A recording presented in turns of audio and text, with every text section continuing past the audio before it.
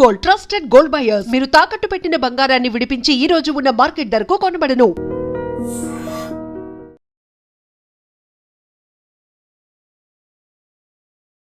నమస్తే, నేను Kavitha. Welcome to I dream news and నిజాలు. ఇరాన్ మీద అమెరికా, ఇజ్రాయెల్ చేస్తున్నటువంటి యుద్ధం 4వ వారానికి ఎంటర్ అయింది. గతంలోనే డొనాల్డ్ ట్రంప్ అనౌన్స్ చేశారు, ఈ యుద్ధం 3 నుంచి 4 వారాల పాటు కంటిన్యూ అవుతుంది అనేమాట. నిజంగా 4వ వారాన్నే ఎండ్ అయిపోతుందా? ట్రంప్ నిన్న మీడియా సమావేశంలో మాట్లాడినట్టుగా తొందరలోనే ఈ యుద్ధాన్ని విరమించే యోచనలో ఉన్నాము అనేది. అది జరిగే అవకాశాలు కనిపిస్తున్నాయా? మరెందుకు నాటో మీద అలాంటి ఫోర్స్ పెడుతున్నారు? ఒక ఫ్రస్ట్రేషన్ అనేది ట్రంప్లో ఎందుకు కనిపిస్తుంది? మనతో పాటుగా ఉన్నారు సీనియర్ జర్నలిస్ట్ సురేష్ కొచ్చతిల్ గారు. సార్ నమస్తే. సో February 28 ఈ రోజుకు చూసుకుంటే కరెక్ట్గా 3 వీక్స్ కంప్లీట్ అయిపోయింది. 4th వీక్లోకి ఎంటర్ అయిపోయాము. సో 4th వీక్ అంటే ఇక్కడికి ఫుల్ స్టాప్ పడుతుందా? Is it going to continue? ఇది ట్రంప్ కూడా తెలియదు యాక్చువల్లీ.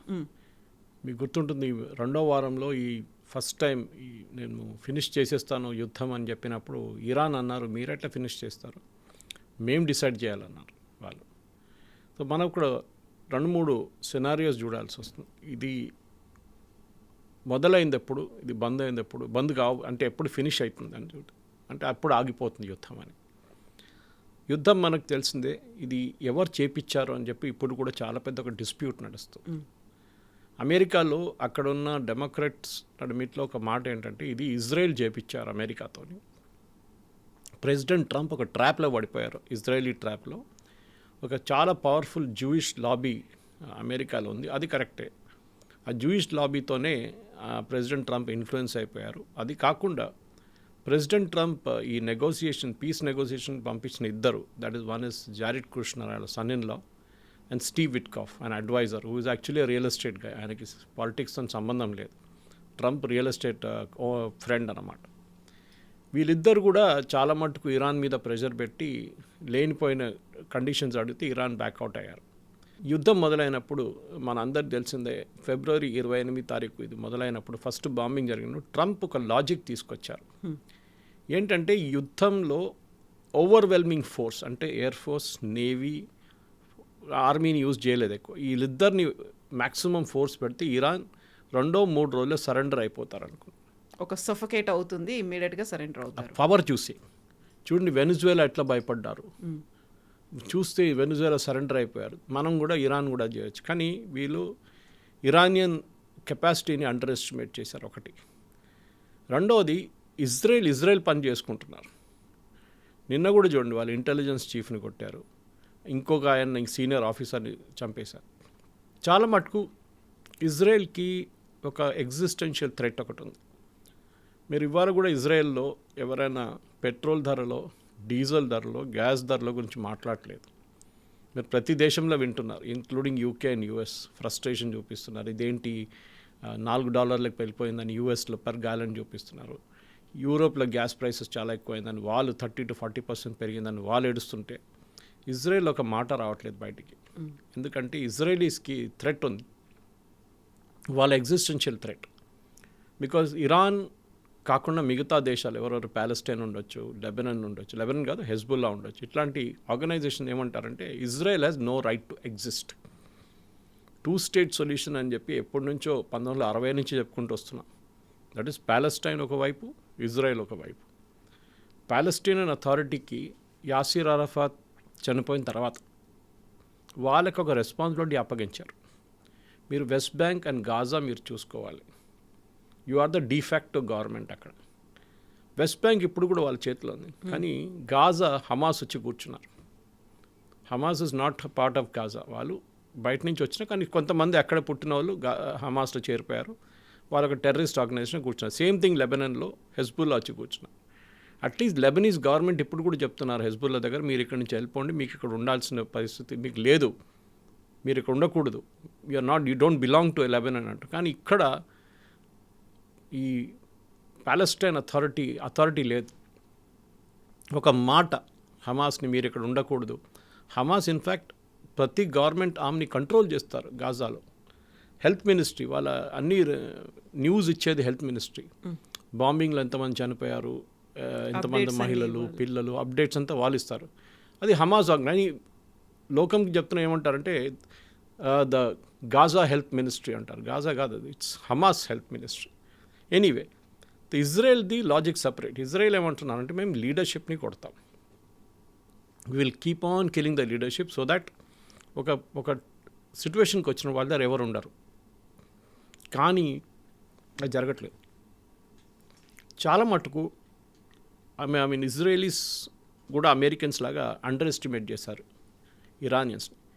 కవిత గారు, ఇరానియన్స్ ఏం చేశారంటే వీళ్ళ వార్ డాక్యుమెంటేషన్లో ముందే రాసి పెట్టుకున్నారు. మీకు తెలిసిందే, ఖమేనీ చనిపోయే ముందు ఆయన ఒక డాక్యుమెంట్ రాసి పెట్టారు, లారిజానికి ఇచ్చారు. అది ఈ was the drafting committee chairman.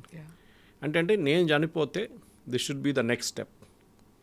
ఒక 60 to 83 మెంబర్ కౌన్సిల్ ఒకరిని ఎలెక్ట్ చేస్తారు సుప్రీం లీడర్కి. మాకు కొడుకు కాకూడదని చెప్పి స్పెసిఫిక్గా రాసి, కానీ కొడుకుని వీళ్ళు కంటిన్యూటీ ఎలిమెంట్ కోసం చేశారు.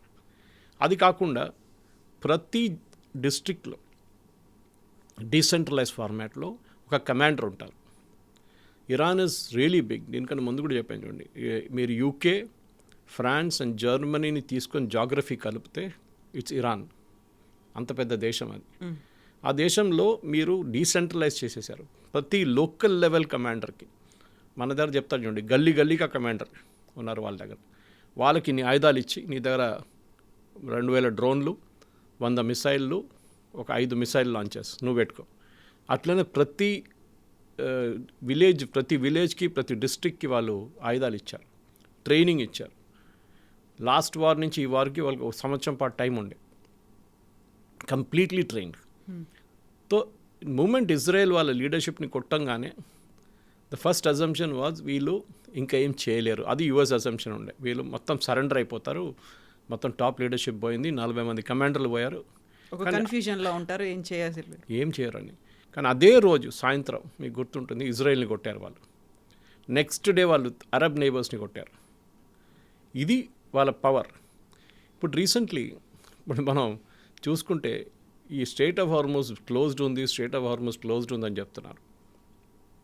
ఇరాన్ అంటున్నారు కాదు, ఓపెనే ఉంది అంటారు. నిన్న చూస్తే డేటా ట్రాకింగ్ చూస్తే 70 Iranian ships Strait of Hormuz cross చేసుకుంటూ వెళ్ళింది బయటికి. అది ఎవరు ఆయిల్ క్యారీ చేస్తున్నారు? ఇరానియన్ ఆయిల్ క్యారీ చేస్తున్నారు. ఎక్కడి నుంచి క్యారీ చేస్తున్నారు? ఖర్గ్ ఐలాండ్ నుంచి క్యారీ చేస్తున్నారు. The same Kharg Island which US ఏం చెప్తారు, మేము డిస్ట్రాయ్ చేస్తామని చెప్తారు. ఇప్పుడు ప్రెసిడెంట్ ట్రంప్ ఒక ఆర్డర్ ఇచ్చారంట 2 వారాల ముందు, ఎవరికి తెలియదు ఎక్కువ మందికి. ఏంటి ఆర్డర్? ఇరాన్ మీద ఉన్న ఆంక్షలు ఎత్తివేశారు, అంటే శాంక్షన్స్ పెట్టారు. లైక్ రష్యాకి అయితే వార్ ఇది బాంబింగ్ మొదలు కాగానే లైసెన్స్ ఇచ్చేసి మీరు అమ్ముకోండి అని చెప్పేసి. వేరేజ్ ఇరాన్కి మనం అనుకున్న ఇప్పుడు కూడా శాంక్షన్స్ ఉంది. కాదు, ఇరాన్కి చెప్తున్నాం మీరు ఆయిల్ అన్నీ అమ్ముకోండి. సో ఒక డైకాటమీ చూడండి. ఒకవైపు మీరు ఇరాన్ మీద యుద్ధం ఎందుకు చేస్తున్నారు? ఇరానియన్ అసెట్స్ని కొట్టడానికి. ఇరాన్ దగ్గర డబ్బులు ఉండకూడదు, సో వాళ్ళ దగ్గర ఆయిల్ ఉండకూడదు. యురేనియం పక్కన పెట్టండి, అదైతే now it's gone out of focus. Next వాళ్ళ బ్యాలిస్టిక్ మిసైల్, దెన్ డ్రోన్. కానీ ఇరాన్ ఆయిల్ అమ్ముకొని ఇరాన్ దాంతో ఆయుధాలు తయారు చేసుకుంటున్నారంటే మీరు అదే సపోర్ట్ చేస్తున్నారు ఇప్పుడు యుఎస్. ట్రంప్ అంటారు మీరు అమ్ముకోండి ఆయిల్. ఇప్పుడు దాకా మేము లాస్ట్ 20-25 సంవత్సరాలు వాళ్ళ మీద శాంక్షన్స్ పెట్టారు, right from bush till Biden and Trump. అదన్నీ ఒక యుద్ధం మొదలుగానే ట్రంప్ హెస్ లిఫ్టెడ్. ఇప్పుడు వాళ్ళు ప్రతి దేశం ఇంక్లూడింగ్ ఇండియాకి అమ్ముకుంటున్నారంట, ఆయిల్ అమ్ముతున్నారంట. సో అదే శాంక్షన్స్ రష్యా మీద కూడా ఎత్తేసారు. ఇప్పుడు ఇవాళ రష్యా ఏమంటున్నారంటే మేము ఇరాన్తో ఉన్న రిలేషన్ కట్ ఆఫ్ చేసేస్తాం, మీరు యుక్రెయిన్ దగ్గర మీ రిలేషన్స్ కట్ ఆఫ్ చేసేసేయండి. బికాజ్ ప్రెసిడెంట్ ట్రంప్ చెప్పారంట పుటిన్కి, వాళ్ళు మాట్లాడినప్పుడు last week, that you stop supporting Iran. పుటిన్కి తెలుసు ఇరాన్కి కావాల్సిన కెపాసిటీ వాళ్ళ దగ్గర ఉంది, నేను ఎక్కువ సపోర్ట్ చేయక్కర్లేదు. కానీ ట్రంప్ ప్రాబ్లం ఏంటంటే యుక్రెయిన్ మీద ఒక రిలేషన్షిప్ వాళ్ళది, అది ఎండ్ ఆల్రెడీ చాలా ప్రాబ్లంలో ఉంది. అది ఎండ్ అయిపోతే యుక్రెయిన్ని రేపు పొద్దునే కంప్లీట్గా టేక్ ఓవర్ చేసుకుంటారు పుటిన్. కానీ దానికన్నా ఒక డిప్లొమాటిక్ ఫియాస్కో మొన్న జరిగింది. కవిత గారు మీరు చూసుంటారు, జాపనీస్ ప్రైమ్ మినిస్టర్ వచ్చారు కలవడానికి ప్రెసిడెంట్ ట్రంప్ని. మాట్లాడుతూ ప్రెస్ అందరూ ఉంటారు, మీడియా ఉంటారు, ఇంప్రాంప్టు డిస్కషన్. ఈయన అన్నారు, she asked why were we not informed before. యుద్ధం స్టార్ట్ అవుతోంది, మేము అటాక్ చేస్తున్నాం అనే మాట ఎందుకు చెప్పలేదు మాకన్నారు. ట్రంప్ అన్నారు, మీరు పర్ల్ హార్బర్ అటాక్ చేస్తున్నప్పుడు మీరు మాకు చెప్పలేదే అన్నారు. That is a very touchy points Kavitha గారు. ఎందుకంటే జాపనీస్ సైకేలో పర్ల్ హార్బర్ అనే యుఎస్ ఒక నేవల్ ఏం చెప్తారు ఏరియాని అటాక్ చేసింది, షిప్స్ని అటాక్ చేసింది. సెకండ్ వరల్డ్ వార్ మలుపు తిరిగింది అక్కడి నుంచి. అప్పుడు దాకా ఇప్పుడు అంటున్నారు చూడండి, అమెరికా ఏమంటున్నారు, నేటో మీరు రండి సహాయం చేయండి అని. ఆ టైంలో UK Winston Churchill literally I think it is Lyndon Johnson at that time కాలు పట్టుకున్నాడు ఆయనది. ప్లీజ్ యుద్ధాల్లో మీరు పార్టిసిపేట్ చేయండి, మమ్మల్ని జర్మనీ అక్కడి నుంచి ఇక్కడి నుంచి కొడుతున్నారు మమ్మల్ని, వీఆర్ ఇంకొక 2 వారాలు అయితే they will walk into UK అని చెప్తే he said no, US said no, we will not participate. అది మీ యుద్ధం, మేమెందుకు రావాలి, మీరు మొదలుపెట్టారు, మీరు జర్మనీ నడిమిట్లో గొడవ, మేమెందుకు వచ్చి మిమ్మల్ని చేయాలి. కానీ దాని తర్వాత ఇమ్మీడియట్గా పర్ల్ హార్బర్ జరిగింది. వెన్ జాపనీస్ కామికాజే పైలట్స్ అంటే సూసైడ్ పైలట్స్ వాళ్ళ ఫైటర్ ఎయిర్క్రాఫ్ట్ వచ్చి యుఎస్ షిప్స్ని కొట్టారు పర్ల్ హార్బర్లో. చాలామంది చనిపోయారు యుఎస్ అండ్ 3-4 షిప్స్ కూడా ధ్వంసమైనాయి. అప్పుడు అమెరికా వార్లో ఎంటర్ అయింది ఆ టైంలో. దాని తర్వాత మనకు తెలిసిందే హిస్టరీ, హిరోషిమా నాగాసాకి మీద బాంబింగ్ చేశారు, దాంతో యుద్ధం ఆల్మోస్ట్ ఎండ్ అయిపోయింది అక్కడ. తో యూకే ఏమంటున్నారంటే మీరేం చేశారు. సో ఈ పర్ల్ హార్బర్ గురించి జాపనీస్ ప్రైమ్ మినిస్టర్ ముందు మాట్లాడడం, and you look at the face, completely action అయిపోయింది ఆమె. ఎందుకు వచ్చాను ఇక్కడ అని ఆమెకు ముఖం ఎంబరాస్మెంట్ కానీ ఎక్కువ. బికాస్ ఒక జాపనీస్కి ఎప్పుడైనా రిమైండ్ చేయకూడదు, 2-3 రిమైండ్ చేయకూడదు. ఒకటి హిరోషిమా నాగాసాకి గురించి రిమైండ్ చేయకూడదు, ఒకటి పర్ల్ హార్బర్ గురించి. ఇప్పుడు కూడా అమెరికా సైనికులు 45,000 మంది సైనికులు జపాన్లో ఉన్నారు. Because Japan should never be allowed to bring up an army. అంటే జపాన్ ఒక ఆర్మీని ఉంచుకోకూడదు అని సెకండ్ వరల్డ్ వార్ తర్వాత వీళ్ళు ఒప్పందం పెట్టారు, allied forces and Japanese government. అక్కడ రాజుకు ఎక్కువ పవర్ ఉండే ఆ టైంలో, ద జాపనీస్ కింగ్కి ఎక్కువ పవర్ ఉండే. ఆ పవర్ కూడా తగ్గించేశారు. తగ్గించి కావాలని చెప్పి యుఎస్ అన్నారు మీరు ఆర్మీని పెట్టుకోకూడదు, మేము మిమ్మల్ని చూసుకుంటాం. ఇప్పుడు జపాన్ దగ్గర అడుగుతున్నారు మీరు మమ్మల్ని సహాయం చేయమని చెప్పేసి. సో జపాన్ ఏం చేస్తారు, వాళ్ళ దగ్గర లిమిటెడ్ కెపాసిటీ ఉంది, ఎక్కువ షిప్స్ లేవు వాళ్ళ దగ్గర, ఎక్కువ నేవల్ సేలర్స్ లేదు వాళ్ళ దగ్గర, ఎక్కువ ఆర్మీ లేదు. ఆ పరిస్థితిలో మిమ్మల్ని కలవడానికి ఎవరైనా వచ్చి మీరు మమ్మల్ని ఎందుకు ఇన్ఫామ్ చేయలే అంటే, ఓ ఇట్ వాస్ సీక్రెట్ అని చెప్పేసి అయిపోతుండే. మీరు పర్ల్ హార్బర్ ఎందుకు తీసుకొచ్చారు, అది ఒక పెద్ద ఇది. ట్రంప్ది ఏమవుతుందంటే కవిత గారు, ఐ థింక్ ఆయన మెంటల్ ఫ్యాకల్టీ కూడా ఎక్కడో పోతుంది. ఆయన ఒక మాట ముందంటాడు, దాని తర్వాత ఇమ్మీడియట్ ఆపోజిట్ అంటారు దాన్ని.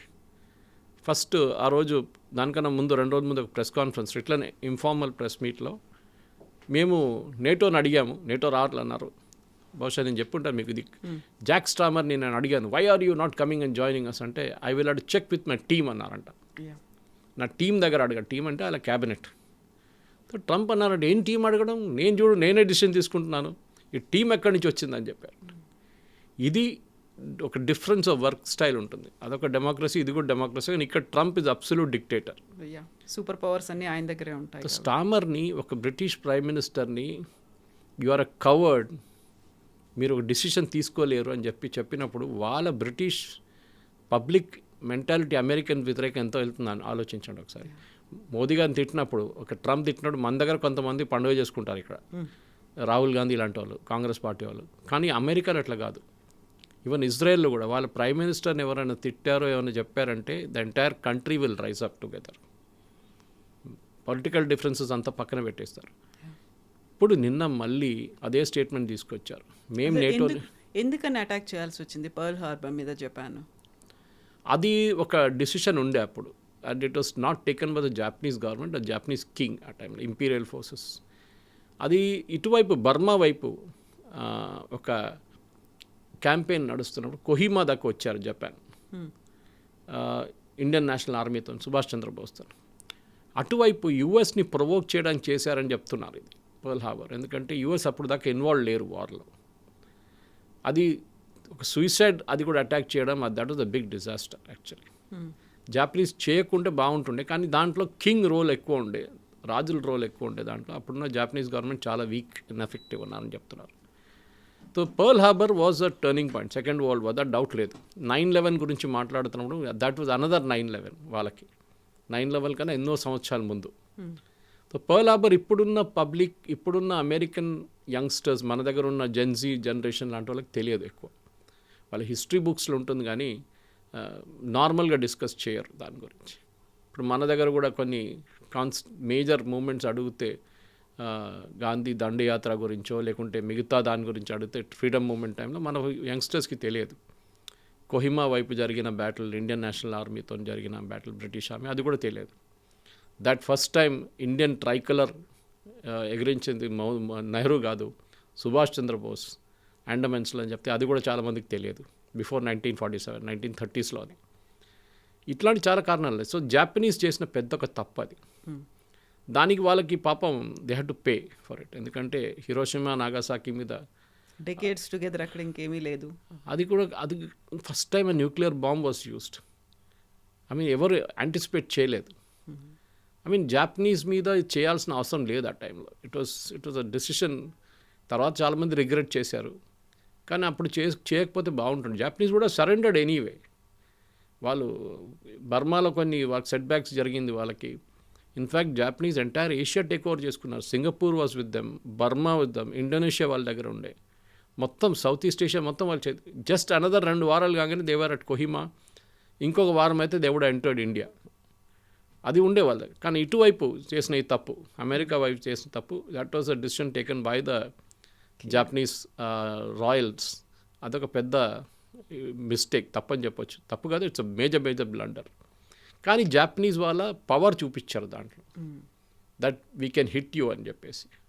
ఇప్పుడు దాకా కవిత గారు, అమెరికాలో అమెరికన్ మెయిన్ల్యాండ్ మీద ఎవ్వరూ దాడి చేయలేదు. 9/11 వాజ్ స్టార్ట్ టెక్నికలీ ఆర్మీ, అది ఒక టెర్రర్ అటాక్ ఉండే. కానీ ఫస్ట్ టైం అమెరికా మీద ఒక దేశం వచ్చి మళ్ళీ దాడి చేసింది వాజ్ ఓన్లీ పర్ల్ హార్బర్. అది కూడా అమెరికన్స్కి చాలా పెద్ద ఒక దెబ్బ. ఎందుకంటే వారు ఎప్పుడు బయట కొట్లాడతారు వెళ్ళి, వియట్నాంలో, ఆఫ్ఘనిస్తాన్లో, సుడాన్లో, సొమాలియాలో. ఇప్పుడు చూస్తున్నాం ఇరాక్కి వెళ్ళారు, సిరియాకి వెళ్ళారు, ఈజిప్ట్లో కూడా వాళ్ళు కొన్ని రోజులు ఉన్నారు. Indirectly they participated. ప్రతి చోటకు వాళ్ళు వెళ్తారు, కానీ వాళ్ళ దేశంలో వారు ఎప్పుడు ఏ పోరాటం పెట్టుకోరు. వాళ్ళు they will keep there country చాలా సేఫ్ అదనమాట. సో ఇప్పుడైతే ఈ యుద్ధం 3 వారాలు కంప్లీట్ అయిపోయి 4th వీక్ ఎంటర్ అయిన తర్వాత ఏ దేశం ఎక్కడ ఉంది, ఎవరి వైపు ఉంది అనే దాంతో పాటుగా వాళ్ళ బ్యాక్గ్రౌండ్స్, హిస్టరీలో ఎవరెవరు ఇన్వేడ్ చేశారు, ఎవరెవరు అటాక్ చేశారు, ఎవరి వైపు ఆ గతంలో ఉంది. So going back to decades, అక్కడికి మళ్ళీ కొన్ని దశాబ్దాల వెనక్కి వెళ్ళి మళ్ళీ చరిత్రను తవ్వి తీసుకునేటువంటి ప్రయత్నాలు అవుతున్నాయి. దెన్ వాట్ హ్యాపెన్స్ నెక్స్ట్ అనుకుంటే భవిష్యత్తులో ఏం జరుగుతుంది అంటే, ఇప్పుడు యుద్ధాన్ని ఆపడానికి చాలామంది ఆలోచిస్తున్నారు చేయాలని చెప్పేసి. దాంట్లో ట్రంప్ కూడా ఉన్నారు, లేదని చెప్పలేం. కానీ ఇది ఎటువైపు వెళ్తుంది అనేది ఎవరు కంట్రోల్లో ఉన్నారని ఇప్పుడు ఉంది. ఇప్పుడు ఇజ్రాయెల్ కంట్రోల్లో ఉందా, అమెరికన్ కంట్రోల్లో ఉందా అనేది. అమెరికా దగ్గర ఆఫ్కోర్స్ వాళ్ళ ఆర్మీ మైట్ చాలా పెద్దది. ఇజ్రాయెల్కి ఆయుధాలు ఇచ్చేది కూడా అమెరికానే, దాంట్లో డౌట్ లేదు. మొన్న ఈ గ్యాస్ ఫీల్డ్స్ మీద అటాక్ చేసినప్పుడు ప్రెసిడెంట్ ట్రంప్ ఒక స్టేట్మెంట్ ఇచ్చారు, మీకు గుర్తుంటుంది.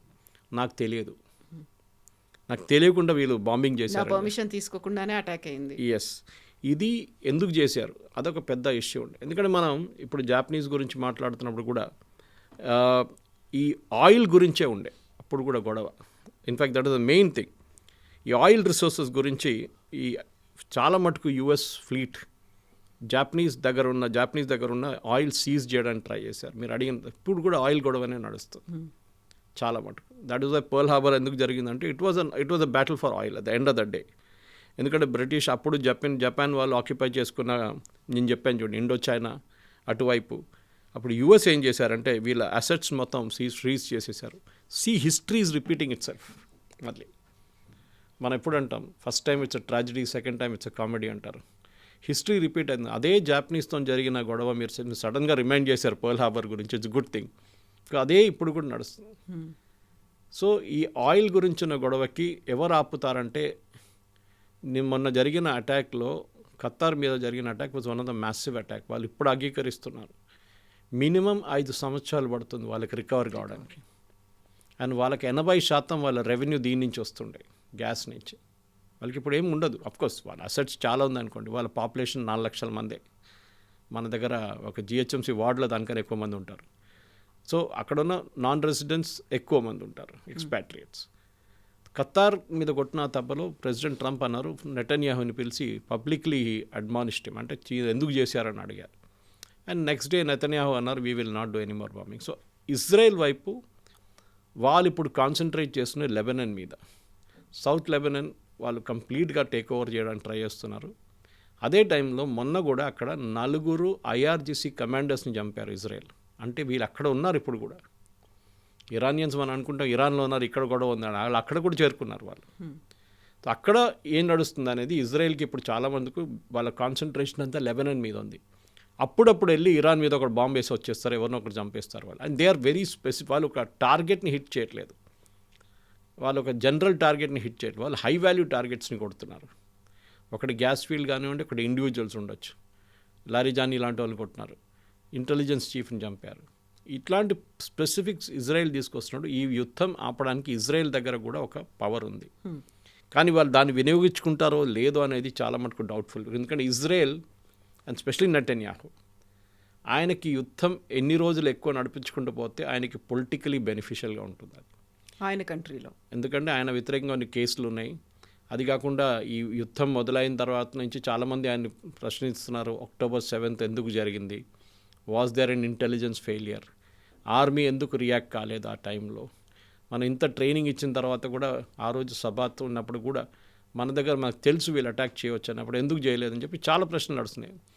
డిఫెన్స్ మినిస్టర్ రిజైన్ దాని తర్వాత ఒక 6 నెలల తర్వాత.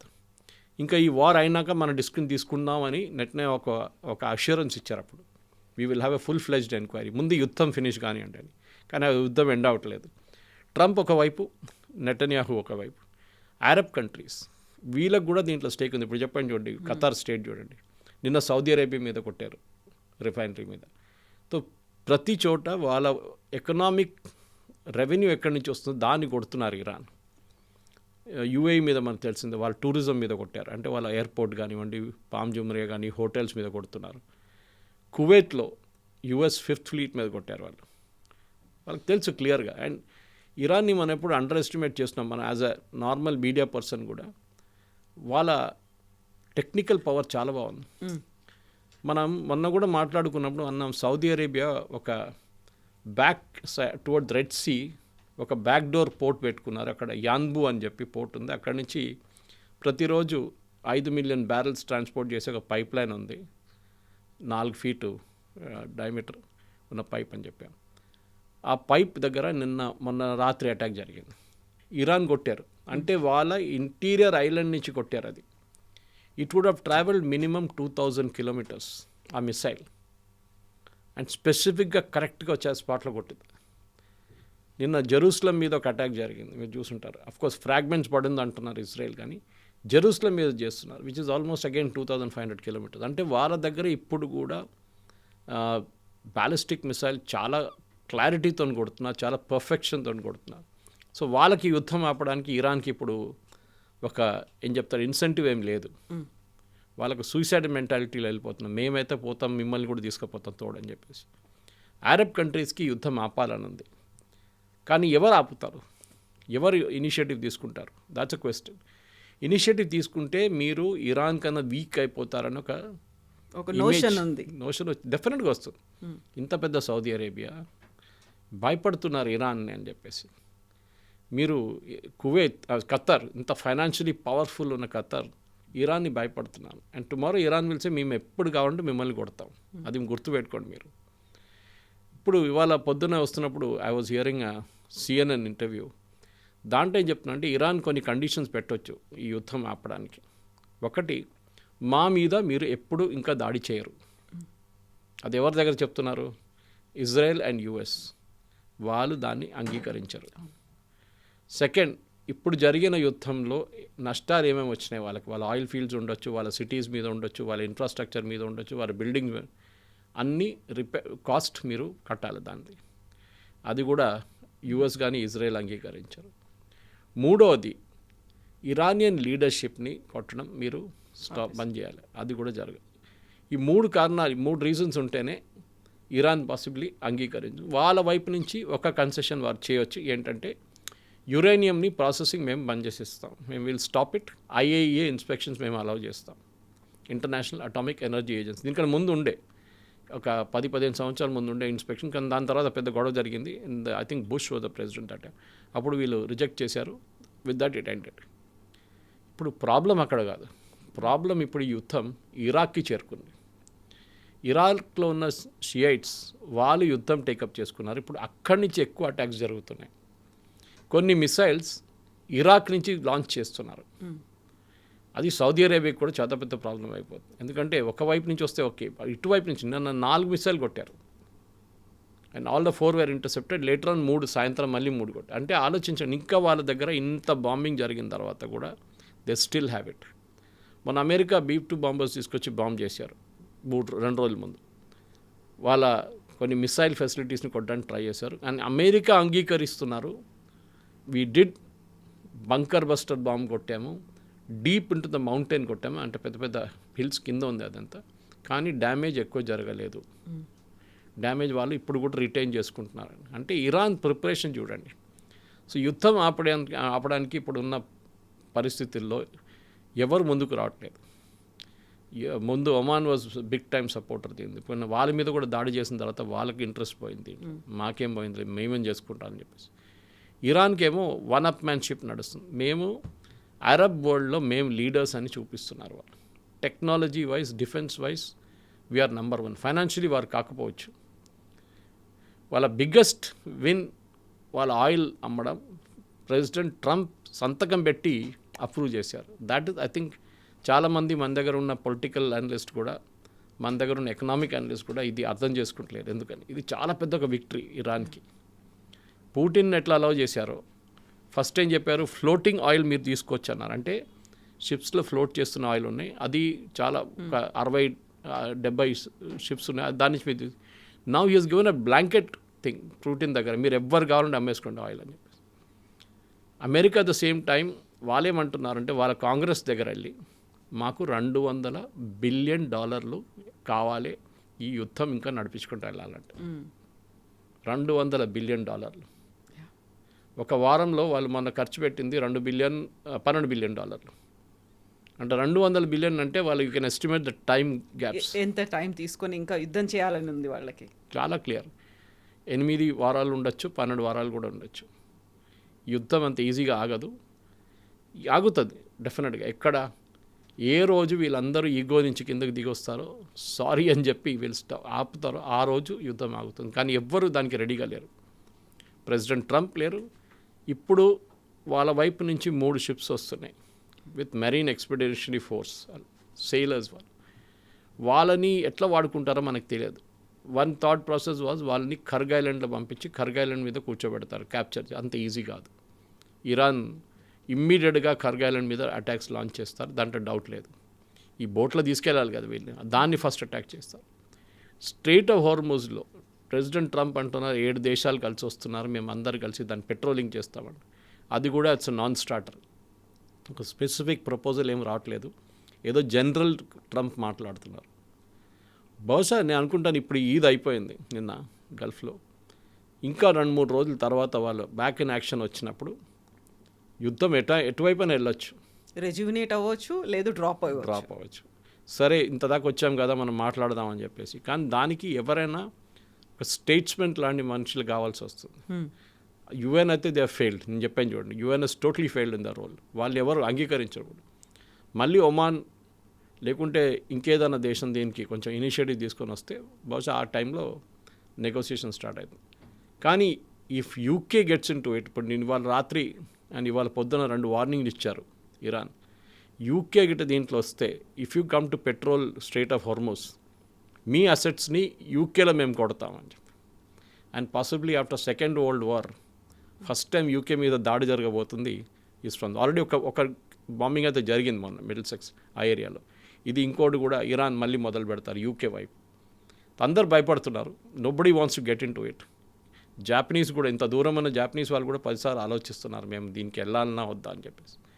చూద్దాం. ఎందుకంటే యుఎస్ బాడీ లాంగ్వేజ్ కూడా చాలా మారింది. లాస్ట్ ఒక 2 రోజుల్లో చూస్తే కొంచెం క్వైట్ అండ్ డౌన్ అయిపోయారు వాళ్ళు. ముందు చాలా అరెగెంట్గా మాట్లాడుతుంది అట్లా, ఇప్పుడు కూడా మాట్లాడుతున్నాడు. Surrender, we will not accept any surrender. ఎవరు అడిగారు? వాళ్ళు అన్నారు, వాళ్ళు చెప్పలేదే సరెండర్ అని. ట్రంపే యూజ్ చేస్తున్నారు ఆ వర్డ్ అనమాట. So it will not go anywhere. I think maybe ఇప్పుడు మనం 4th వీక్ వచ్చాం. సినిమాల్లో చెప్తూ ఉంటాం చూడండి, గ్రాండ్ 4th వీక్. గ్రాండ్ ఉంటుందా లేకుంటే ఫ్లాప్ ఉంటుందా మనం చూడాల్సింది ఇప్పుడు. అది బహుశా నెక్స్ట్ ట్యూస్డే వెనస్డే కల్లా మనకు ఒక ఏం చెప్తా, ఒక క్లియర్ పిక్చర్ దీనికి మనకు వచ్చేస్తుంది. Thank you Thank you very much. Thank you. నిజంగా ప్రస్తుతం ఉన్నటువంటి సమాజం దేనికి ప్రయారిటీ ఇస్తుంది?